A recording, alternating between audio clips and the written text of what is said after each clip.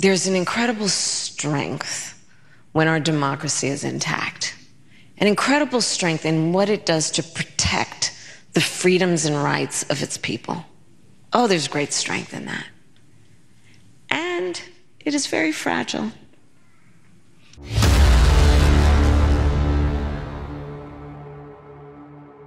So the Los Angeles Times refuses to endorse Kamala Harris. This is a huge blow to her campaign. It's like every single day that I'm sitting down and I'm reading the stories and I'm doing these videos, things continue to get worse for her.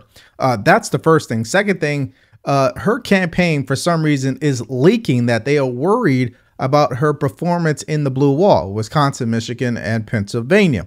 So what we're going to do is take a look at a few of these stories and talk about them. But let's start with the Los Angeles Times. Why does this really matter? Because this is a crazy story, in my opinion. I live in California. Well, they endorsed her for attorney general. They endorsed her as a senator. They clearly endorsed her when it was Joe Biden and Kamala Harris on the same ticket. But now they're not going to endorse her. Why is that? Okay, so here's what they're saying. The owner of the Times will not allow the editorial board to endorse Vice President Kamala Harris or former President Trump. No reasoning was provided for the omission, which marks the first time since 2004 that the paper didn't endorse a presidential candidate. While the paper almost assuredly wouldn't endorse Trump, the lack of public support for Harris is notable given her ties to the community and state. Harris lives in the Brentwood neighborhood of Los Angeles with her husband and previously served as state attorney general and one of the California's 2 U.S. senators. A request for comment from the Harris campaign was not immediately returned, but the Trump campaign called the Times decision a humiliating blow. Even her fellow Californians know she's not up for the job, the campaign added. Now, what I find interesting is we should see more of this, and we have. If you think about all of those big union organizations who refuse to endorse Kamala Harris, you think of the Teamsters, you think of the International Association of Firefighters, you think of Border Patrol Union. I mean, there are some unions out there where you shake your head and you're like, what is going on? Even the Steelworkers Union didn't endorse her. So all of these unions, for the most part, besides the Border Patrol Union, has historically endorsed Democrats. But here's the thing. It's not about Republican Democrats. It's about Kamala Harris is not a likable candidate. Now, when you get that type of feedback from America, what does her campaign start to do? What do these Democrats who are Trump deranged start to do? For some reason, they want to blame it on the black man. They want to make it into a conversation about sexism and racism. Here's Stacey Abrams, who ran for governor in Georgia as a black woman. Here's her comment on why black men are not supporting Kamala Harris. Do you agree that black men who are not voting for Harris and who didn't vote for you, as the pastor sees it, are misogynist? As he said, misogyny is still real in our community. I would say, number one, I know it's a shock to everyone, but sexism remains real and a very pertinent issue. But I want us to be really clear that Kamala Harris is doing very well with black men. Black men are the second strongest cohort of Democratic voters. What we're seeing, though, is that she is showing them due respect by actually speaking to their issues. And those issues differ from other cohorts. I'm not quite certain why there is this panic about black men voting. They vote. In fact, they vote more than their counterparts in any other community for Democrats. However, we do have to acknowledge that there is sexism, there is racism, there are challenges in our electorate, and that's why it's so important that Kamala Harris is going everywhere and talking to everyone. She respects voters, she meets them where they are, and she refuses to be told that she has lost a cohort, lost a community, simply because she's different. The best candidates recognize that you win by meeting people where they are, and Kamala Harris is doing that every single day, and will keep doing it for the next 14 days until we get to Election Day. Stacey, it's not that she's different. We just believe she's ill-equipped. We believe she's not a serious candidate. We believe she's not going to get respect on the world stage. We look at her record. We look at how much she's flip-flopped. We look at the pandering that's been going on. We look at the fact that she is not an authentic candidate, and that is something you can't manufacture. Now, Stacey Abrams, she was just responding to another interview from a black pastor who he's got his own issues, by the way, so he has zero credibility on this. But he also insinuates that this is about sexism and misogyny. Take a look at this clip. You said something is wrong with brothers who don't know how to support a sister. Yeah. Full stop. And Mordecai was man enough to know that in order for me to be a man, I got to know how to support a woman. Something is wrong with brothers who don't know how to support a sister. It was a sister that raised you. It was a sister that taught you how to read. It was a sister that taught you how to bathe yourself. In the context of the vice president, were you trying to send a message? That we've got to be able to vote, that misogyny is still real in our community. We've got to address it head on and not act like it doesn't exist. The reality is, if black men had voted, Stacey Abrams would be a governor. And so I think that we've got to do some real redress that after racism, the biggest ill in America is sexism. And I think it's part of the responsibility of this generation to deal with it head on. All right, so can we just take a step back and just exercise some common sense, all right? I really want us to dive into this. Okay, so what you're telling me is that the person who we're going to blame, the group we're going to blame if she loses, is black men. Because that's what's happening right now, right? You guys are going out there, you're trying to get these celebrities to get black men to vote. And not that you're encouraging them. You're trying to guilt them. You're trying to force them, shame them into voting for her, knowing that she's not black, okay? Like, can we just keep it real? And what's sad is that the black community is now once again being made a fool of because of the shenanigans from the Democratic Party. I just, can someone please stand up and call this out? This is outrageous, okay? I almost can't even find the words. This is getting out of hand at this point. Now, Charleston White and Anton Daniels sat down for a podcast interview, and they brought up this exact point. Listen to this. Yeah. So now that's why you see from Kamala, Obama, all of them ran to our black celebrities. Oh, Jay-Z. I just seen Lizzo just campaigned in Detroit. Usher was just in Atlanta. Yep. And so all of these celebrities Man, are now, Plies, which Megan I Thee don't Stallion. understand it, because if you're somebody like a Usher, why would you want to, well, I guess Taylor Swift is kind of too big, but I don't understand why they would put their brand on the line in order to, because half of the country is going to go one way or the other anyway. But because they're paying them. Man, they paying them like that? Yes, man, they raised a lot of money this year. Man, we didn't pick her. They gave her us. They gave her to us. Said, this gonna be our president. Joe Biden, get your ass out of the way.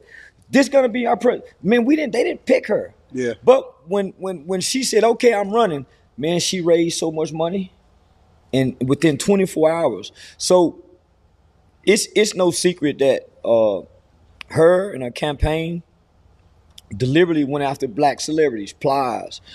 They reached out to Dr. Umar Johnson. You think that Plies is yeah, that's why it been campaign. They paying. Megan Thee Stallion. They all getting paid, brother. Man, Dr. Umar Johnson. They tried to discredit him. He said, yeah, they offered to get him. Yeah. Did you hear what he said? It's literally as if black celebrities are selling their souls to try to shame black men into voting for Kamala Harris, who's not even black. Tell me how that makes sense. How does that add up? I don't get it. It's not a sexist thing. It's not a misogynistic thing. It's not a racism thing. Again, it's a results-based thing. The result of Kamala Harris is disastrous for this country. That's just the bottom line. Look over the last 3.5 years. That's what the facts say. You can say whatever you want about Trump, but you can't say during his administration that he did anything close to what Joe Biden and Kamala Harris has done. And she gets a lot of flack because she was the last person in the room. She won't detach herself from Joe Biden, so this is on her. She doesn't want to throw him under the bus? Well, then you're going to eat everything that comes his way as well. And that's why we're starting to see this huge shift in early voting, where a lot of Democrats are worried. People don't really believe that she's where she needs to be. And Mark Hamlin, who has his own podcast, he's been following the early voting, the pollsters. He has a great ear with what's happening in politics, especially with her campaign. Listen to what he had to say about early voting. As we said yesterday, don't overread the early vote. Okay. It can change. We don't know exactly who's casting these ballots, how they're voting, etc. But every analyst I've talked to in the last 24 hours, including people who speak publicly, say if this continues, Donald Trump can't lose because the Democrats can't possibly do well enough on election day. So, Sean, tell people how you view this data now. We've got one more day in the bank. Every state is either bad for Democrats or not good for Democrats. How are you reading it? When someone like Ralston has to admit something like this, that's a big deal. And so I feel very, very good about not just Nevada, but I think the folks in North Carolina that I talked to and the folks in Georgia are absolutely giddy. Yeah. And Nevada, of course, I've said, all my sources have said that of the 7 states, that is Trump's worst. And yet this is what's happening in the early vote. It's like you have two realities. You have this reality that the Democratic Party, they want to manufacture her campaign. They want to make up out of thin air and say that the reason why people aren't supporting her and she's going to lose this election is because of sexism and racism and et cetera, et cetera. It's all bull, really. And then you have the reality on the ground, like how voters actually feel and why they're voting the way that they're voting. But the Democratic Party, they don't want to listen. And that's why I want to show you what Byron Donalds, who I respect a lot, had to say about this entire issue. Well, Congressman, this is what John King found during a trip. This is what he claims he found during a trip to a Detroit auto factory. Check this out. On the factory floor, they say there's more racism and sexism now. Before it was just Biden's too old. Now the workers who support Harris say they're hearing more racism and more sexism. Okay, that's the narrative they're using to explain the lack of support for Harris among working class people, racism and sexism. No, it's just a joke. And the media, they're the #1 culprits in all of this. Because for the first 40 to 50 days of her campaign, instead of holding her accountable like you would any other presidential candidate, they treated her like she was a Hollywood actress. We all remember when she wasn't saying anything to anybody, and they thought it was the greatest thing ever. Now that the American people's skepticism has turned to rejection, this is where the media goes. But the media, like the Democrats, are the reason why nobody trusts them. Because instead of looking at the reality on the ground with wide open borders and massive increases in prices for every good and service, what do? They want to blame shift. They want to deflect. Yeah. But hey, that's fine by me. That means Kamala Harris is losing. I mean, it says a lot. I mean, if that's what you're going to do, it must show that you are indicating that you're losing. I mean, why else would you make up those claims? Where were those claims a month ago or 2 months ago, right? I find that to be interesting. Now, before I go any further, if you're getting value from this video, please do us a favor, like, share, and subscribe to our channel so we get this out to more people like you and me. If you want to go further, you can go to the link in the description below, grab yourself a t-shirt or buy us a cup of coffee. Now, I'm not done with Byron Donalds yet because he also went on CNN and I thought he gave the best take on what, not just black men, but black women, Latino men, Latino women. I mean, change out the race. American citizens. This is who we want as president, and this is why she's going to lose. Jim, what I want is a president who's going to do the job of commander-in-chief. What I want is a president who's going to follow the law and execute the law, not run around the law like Kamala Harris and Joe Biden have done. I want a president that's going to make sure that, yes, we are energy dominant on the world stage, that the American people have jobs where they can actually get ahead in life. That's what I want in a president. And quite frankly, that's what the majority of our country wants in a president. Again, it speaks to what I keep saying in these videos. The Trump deranged media, they focus on stories that they are obsessed with. And of course, their audience as well. But those stories don't resonate with these undecided voters or these swing voters or voters who are just trying to get by. Are there people in this country right now that are doing great? Absolutely. Not every single person in this country is doing terribly, obviously. There's a lot of people who are wealthy and rich and a lot of people who are middle class and they're doing just fine. I'm not denying that. But you also can't deny that there are people who are not doing great because they were impacted by the policies and the decision making from Joe Biden and Kamala Harris. And that's the problem with her campaign is they don't want to admit that. They don't even want to go in that direction. They want to act like it never happened. But not all American citizens are stupid, especially black men. And that's why when we hear Kamala Harris speak, she continues to become the most unlikable candidate, even worse than Trump, if you think about it, especially when she starts talking like this. If I can just speak to what people are feeling. We cannot despair. We cannot despair.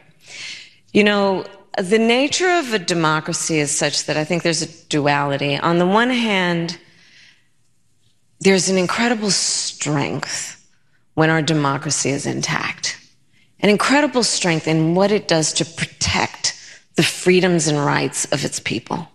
Oh, there's great strength in that. And it is very fragile. It is only as strong as our willingness to fight for it. And so that's the moment we're in. And I say do not despair, because in a democracy, as long as we can keep it in our democracy, the people, every individual has the power to make a decision about what this will be. And so let's not feel powerless. Sometimes the best explanation about what the hell's going on in this country is the simple one. And when it comes to Kamala Harris, it's very simple. She is not the best candidate to become the president of the United States. They had to settle for this. Okay. Now we know, in our opinion, they inserted her. They did what they thought may have been the easiest route, given that she's on the ticket with Joe Biden. So maybe because of the financial part, they couldn't just skip over her. And they are the party of identity politics. So they definitely weren't going to skip over a person of color. So they got to eat all this too, right? They got to eat the good and the bad. And she's not their best choice. You guys heard me say this. Go back 3 years ago. They wouldn't be in this position. We know that.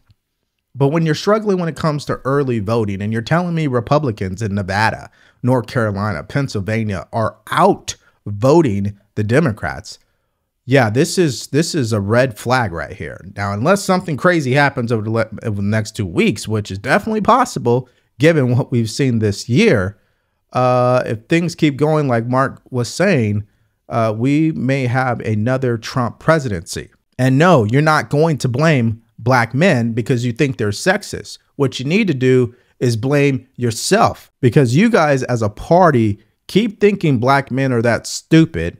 And instead of engaging black men and hearing what they have to say, and guys, I don't want to keep saying black men, because it's not just black men, just American citizens. If you're not going to listen to the part of this country that does not agree, then everything that comes out of that works against you, that's on you. And that's my opinion. So what do you guys think about this bombshell news about the Los Angeles Times not endorsing Kamala Harris? And so as a result, you see what strategy they are deploying, which is Trump is bad. Trump is a threat to democracy. Black men are sexist and misogynistic, and we should blame them if she loses. So I want to hear what you have to think about this crazy story. And I just think this is embarrassing for the black community. We are being turned against each other. We are being divided. We got our own celebrities selling us out. So for all those pro-black people, how do you feel about this, right? Now, she's not the only one, and these clowns are not the only one embarrassing the black community. I think that what Mark Cuban's been up to recently is embarrassing Kamala Harris, because he can't defend her to save his life. Now, if you guys want to check that video out that I just dropped, you could take a look at it and click on it, because it's coming up right now.